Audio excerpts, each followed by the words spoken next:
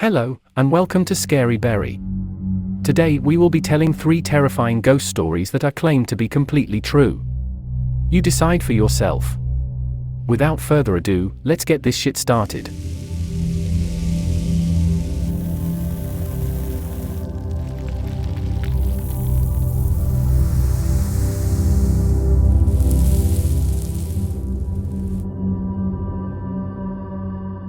Story 1 was submitted by a Reddit user Montana Rose, and they called their story, When I Met Doris. I started a new job not all that long ago.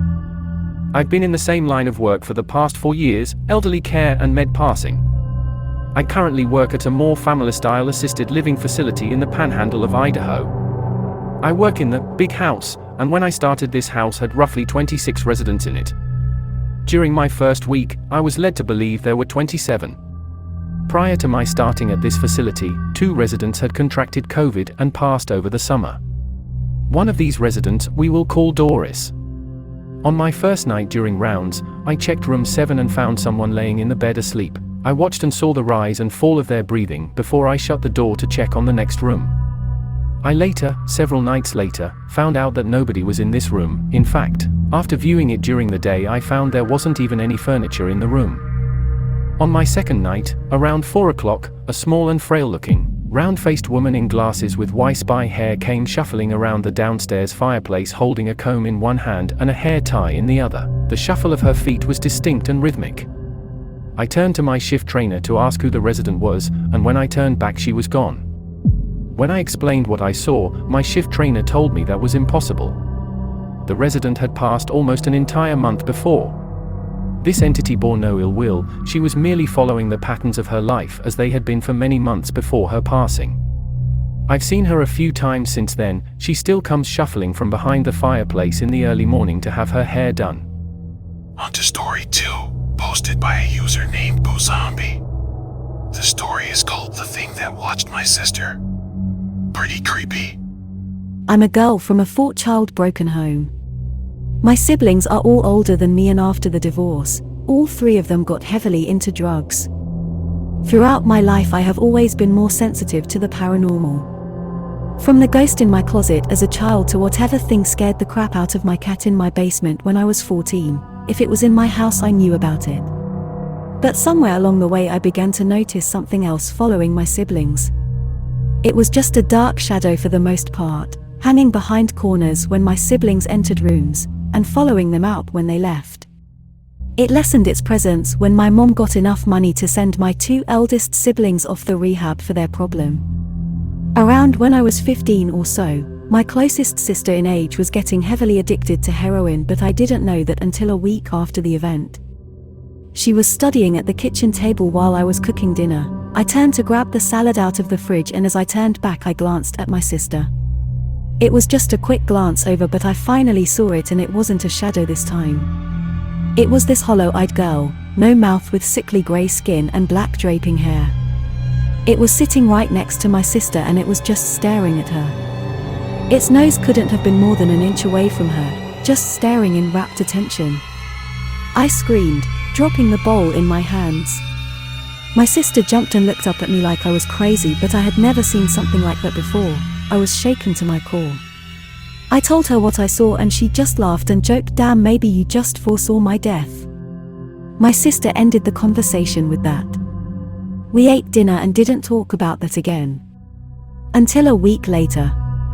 I woke up around 2 or 3 in the morning for no reason. At first I was irritated because I had school in a few hours and didn't want to lose any sleep, but then I looked over to my sister's bed to see she wasn't there. It was normal for her to sneak out as a hell-raising 17-year-old, but she wasn't normally out this late. When I looked around I thought I saw her, pacing the hallway, so I went back to sleep. The next morning my mother was crying, and I found out my sister never came home that night. My other 2 siblings were in rehab, so it couldn't have been them pacing the hallway. I remember feeling a shiver up my spine as my mom began calling hospitals to see if she got checked in before we would call the police. We found my sister a few days later. She had somehow gotten locked into a windowless room in an abandoned building downtown while high on heroin. Her friends hadn't even remembered she was with them when they all headed home. She had gone through the hell or withdrawal while alone in that room without food, water, or medical attention. It was a miracle she was even alive. After 2 days in that room, she regained herself enough to call the personal line of a police officer that had gotten close to my family. They got her to a hospital and stabilized her. After that, she never touched any sort of drugs again, and I also never saw that thing again.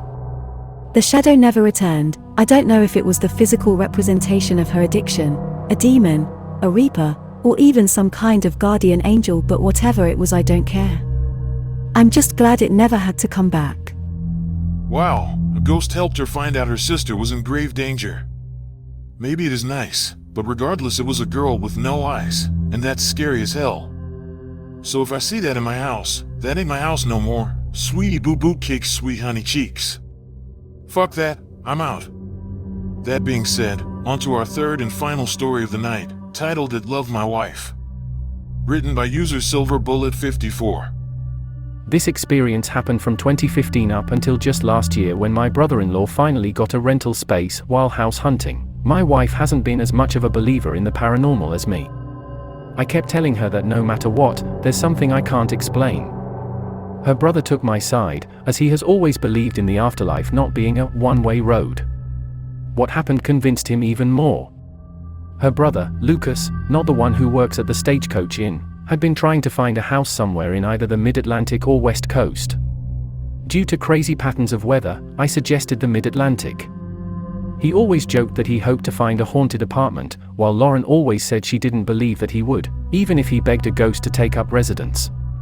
He eventually found one in Wilkes-Barre, which I thought was a good idea. He had an entire mile to eat at. For the first few weeks, nothing interesting happened. Soon enough, things took a turn for the simply insane. It started one night when Lauren was watching SNL. She called me while Lucas and I were looking at the paint and were crying hysterically. She said a large white fog had appeared in front of her and just stood there, blocking the television screen. A small piece of fog extended out from the mass towards her. She screamed and ran out of the house and refused to go back in until we were back. Lucas said he would go tomorrow on his own, so I could stay with her. The next day, she was making lunch when she felt a cold chill on her neck. She turned around and saw the same white mass, but now, there were 1 long and 5 spindly branches. She shrieked and I ran into the kitchen and saw her shivering and crying. She hugged me and told me that she saw the mass again. Lucas offered to stay with her next time, seeking safety from family. That didn't go any better. The next day, she was taking a shower when she heard a floorboard squeak. She immediately turned off the faucet and said, "Justin? Lucas? Is that you? If this is, I don't want to play hide and seek." She got no response. I was outside, spraying the plants to keep aphids away, and Lucas had gone to get groceries. She called out again and a voice said right next to her left ear, "I'm here." She yelled loud enough for me to hear her, and I ran inside and found her hiding under Lucas's bed. I told her enough was enough and called a demonology expert, which in retrospect was jumping the gun. He said it wasn't demonic sounding, so I should contact ghost hunters. I found a team from Pennsylvania and asked them to take a look. They came 3 days after my call and had everything from EMF detectors to spirit boxes. After a full day of investigating, a psychic who was with them said, "This ghost has no desire to harm you, but it wants your wife." I was about to tell the psychic off, but Lucas said, "You mean, it feels an attachment to her? Why?" The psychic closed his eyes and declared, "She resembles his ex-wife. Even her name is similar. Her name was Lorraine. He wants to know why she's with another man." As crazy as it sounded, I didn't think it was a lie. I heard of ghosts like that before.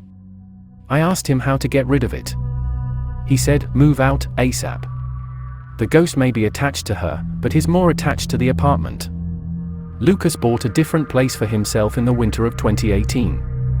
Lauren and I had moved out since we had only lived with him to help him get settled. I don't know if anyone else has bought that apartment. To be honest, I feel kinda sorry for that ghost. He wasn't angry, just lonely. Maybe his wife is spooking someone else.